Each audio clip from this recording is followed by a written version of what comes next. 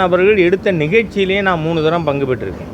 இப்போ கூட நேராக பார்த்தீங்கன்னா சீமான் அவர்களை நானும் கூட கிரீட் பண்ணுவேன், சௌக்கியமாக இருக்கீங்களான்னு கேட்பேன். அது வேறு. நீங்கள் இதெல்லாம் என்றைக்குமே ஒருத்தர் பேசினா உடனே கூட்டணியா?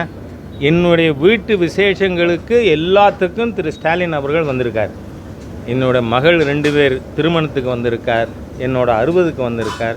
அப்படின்னா என்ன பிஜேபி திமுக கூட்டணின்னு அர்த்தமா? இன்னும் ஏன் திரு டி.கே. ரங்கராஜன் அவர்கள் வந்திருக்கார், காங்கிரஸ் தலைவர்கள் வந்திருக்காங்க. இதெல்லாம் அரசியல் நாகரிகம். இதுக்கும் கூட்டணிக்கும் சம்மந்தம் இல்லை. இப்போவும் ஆம்ஸ்டாங்கில் அது என்கவுண்டரே இல்லைங்கிறேன், தப்புன்னே சொல்லலையே. அது என்கவுண்டரே இல்லைங்க. ஏன்னா ஒரு காமன் சென்ஸ் இருக்குல்ல நமக்கு. உங்கள் வண்டியில் நீங்கள் கூட்டு போகிறீங்க, 5 நாளாக உங்கள்கிட்ட இருக்கார், உங்கள் டிரைவர் வண்டி ஓட்டுறார், நீங்கள் நிப்பாட்டுறீங்க. அப்போ அவன் ஆயுதம் பதுக்கி இருந்ததை கையில் எடுத்து சுட வந்தான்னு சொல்கிறீங்க. அவன் ஆயுதம் பதுக்கின இடத்துல நீங்கள் வண்டி நிப்பாட்டினீங்களா, இல்லை நீங்கள் கூட்டிகிட்டு போன பாதை நெடுக எல்லா இடத்துலையும் ஆயுதம் பதுக்கி வச்சுருக்கானா? ஒரு காமன் சென்ஸ் வேண்டாமா?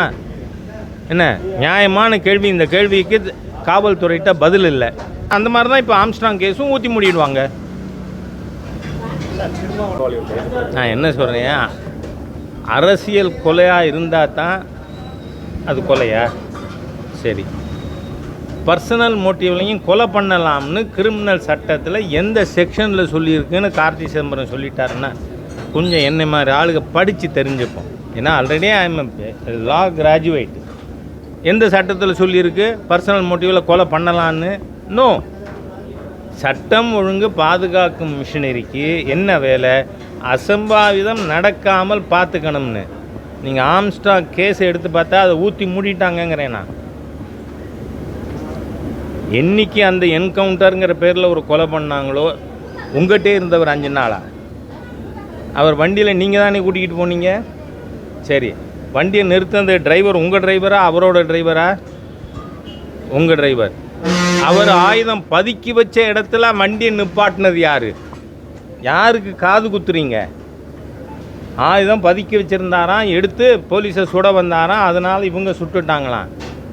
What is this?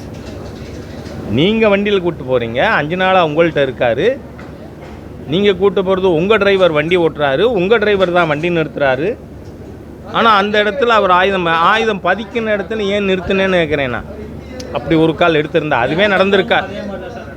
தமிழகத்தில் நடந்து கொண்டிருப்பது எல்லாமே கண்துடைப்பு வேலைகள். வழக்க முடிக்கிறதுனா இப்போவும் சொல்கிறேன்னா